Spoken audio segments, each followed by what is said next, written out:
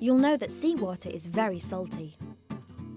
In fact, this water, which comes from the Atlantic Ocean, is actually 3% salt.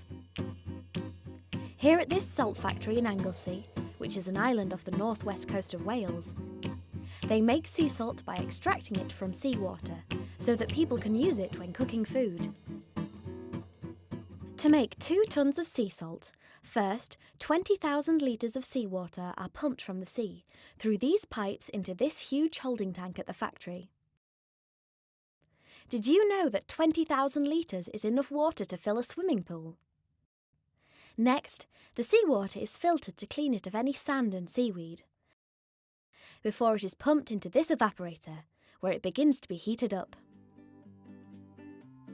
As the seawater is heated up to boiling point, steam rises off it. The steam doesn't contain any salt, so the remaining water becomes even saltier.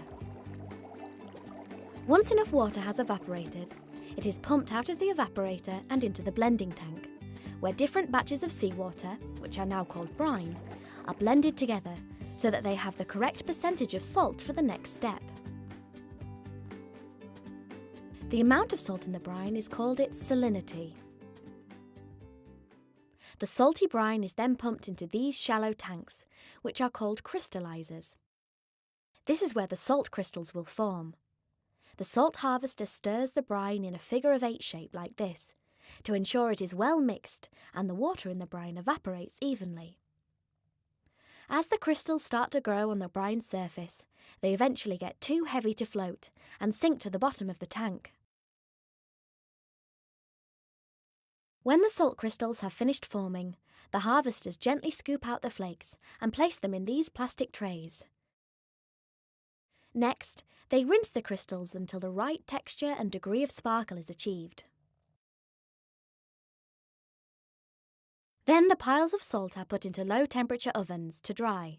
A very small amount of moisture is left in the salt, because this helps to keep it crisp. When it is ready, the salt is weighed and bagged up, then packed into boxes and jars, ready to be sent all over the world